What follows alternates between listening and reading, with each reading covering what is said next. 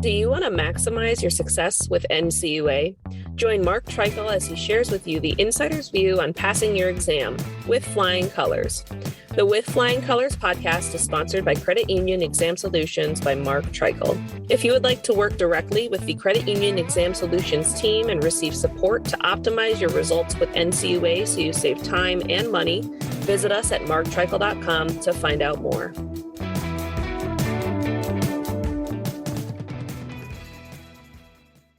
Hey, Mark Treichel here, and today's podcast is about one topic in NAFCU's letter to NCUA of August 16th, and that is relative to capital adequacy Rule 702. As a reminder, NCUA received a letter from NAFCU having 19 items that it recommends NCUA work on as it relates to NCUA's one-third regulatory review. Long ago, under former General Counsel Robert Fenner, NCUA began reviewing one-third of their regulations each year. So NAFCU is providing thoughts on those and others, even if they're not coming up in this one-third review. And the proposals that NAFCU brought forward may require regulatory change, may require an act of Congress under the Federal Credit Union Act, or may require both. As it relates to this item, the capital adequacy, this would be something NCUA could change on their own. And as far as the proposals that NAFCU has, on a scale of 1 to 10, with 10 being the most doable and the most appropriate, I agree 100%. I'm going to give this a 10 out of 10, that NCUA should consider what NAFCU is saying here. And in the letter, NAFCU says the NCUA should explore the possibility of realigning the covered credit union definition to reflect differences in relative risk today versus when the covered credit union definition in Part 702 was first developed. As compared to banks, covered credit unions encounter formal stress testing requirements at a much smaller size. Editorial note, I agree with that 100%. NAFCU believes that several years of supervisory data regarding covered credit union capital planning, including through a recent period of extreme stress, permits informed reconsideration of the tiers and their associated thresholds. Under the principle of proportionality, the NCUA should consider corresponding adjustments to the covered credit union definition as a means of reducing regulatory burden. In the NCUA's 2014 capital planning and stress testing rule, the agency noted that the board believes it is important to require capital planning and stress testing at the credit unions that, by virtue of their sheer size, could pose the risk to the insurance fund. I'm going to repeat that. The board believes it is important to require capital planning and stress testing at the credit unions that, by virtue of their sheer size, could pose the greatest threat of risk to the insurance fund while limiting the regulatory burden. When the NCUA developed the current covered credit union threshold, the supervisory requirements intended for this narrow subset of credit unions, by the way, the narrow subset we're talking about here is over 10 billion right now.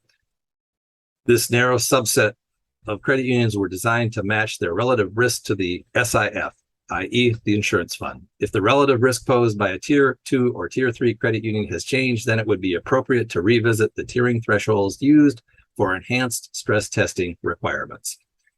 Additionally, NAFCU encourages the NCUA to clarify the appeal rights of a covered credit union in any situation where the reservation of authority in Part 702 to transfer a Tier 1 credit union to one's supervision before it becomes a Tier 2 or Tier 3 covered credit union is invoked. As the NCUA notes in its final rule modifying the asset threshold used for determining one's supervision, and one's is the Office of National Exams and Supervision, the board expects to provide the credit union subject to proposed use of the reservation of authority with an opportunity to present evidence on why the agency should not proceed with use of the authority. The NCUA should more clearly delineate this anticipated opportunity to respond, such as describing what evidence will be deemed most persuasive. NAFCU also requests that NCUA develop guidelines to describe the specific circumstances that would justify use of the authority under 12 CFR 702.301C. So, home run, grand slam, Super Bowl, NAFCU, you're 100% right here. I could not agree more. NCUA missed an opportunity to provide regulatory relief when they indexed the credit unions that need to go to one supervision from 10 to 15 billion. However, they did not change the fact that $10 billion to $15 billion credit unions still need to do stress testing, even though they're not as material as they were to the insurance fund when NCUA established that $10 billion threshold. And it, again, NAFCU is spot on. NCUA's rule is in conflict with the previous statement that I reread. The board believes it is important to require capital planning and stress testing at the credit unions that, by virtue of their sheer size, could pose the greatest risk to the SIFT. So they changed the level, and then because of these credit unions between 10 and 15 billion were not as material to the insurance fund, but then they still required it. So they really missed an opportunity, and I'm not exactly sure why they did this. I think staff probably proposed it this way. The proposal went out, and the board decided to go forward with it. NAFCU, keep hammering on this. This should change. And again, I couldn't agree more. And the tier 1, tier 3, and what they're required to, and when you can get shifted over to the Office of National Exams and Supervisions before your asset threshold would be. If you go back to and listen to the NCUA board meeting on this topic, Rodney Hood has some specific questions relative to this. Specifically, he asked if this was going to be delegated to NCUA staff, and the answer was no. It would take an NCUA board vote. So, for example, you got an $11 billion credit union that, for some reason, someone at the NCUA staff level thinks there's a risk there. By the way, that would be what would drive it, risk to the fund. That would drive it over to the Office of National Exam and Supervisions, or a proposal to put it over the National Exam and Supervision. So that would have to, start in the regional office and or the Office of Examination of Insurance, pointing out some risk factors. There would be a dialogue. There would be a board submission of a board package that would have to be accepted by the NCUA board, and then the NCUA board would have to vote on that. So there's talk here about them having an opportunity to be heard relative to that due process, and NAFCU is asking for some of that to be fleshed out. I think that's all a good idea. I think that will be extremely rare, probably more rare than conservatorships, which happen once or twice a year. So again, this might be my favorite part of NAFCU's letter. We'll find out as I go through the letter here one by one in individual podcasts on individual topics.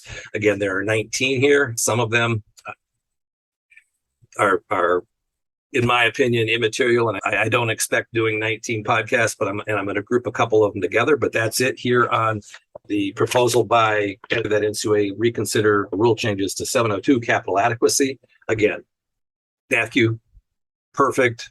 3 paragraphs on this. I agree with you. Hopefully NCUA takes it to heart and listens to what you have to say here.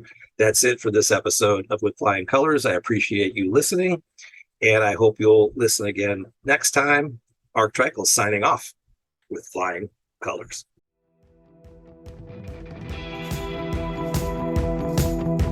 Thank you for joining us on this episode of With Flying Colors. Subscribe on your favorite podcast app to hear future episodes where subject matter experts of all varieties will provide tips on how to achieve success with NCUA. If you would like to learn more about how we assist credit unions, check out our services at marktreichel.com.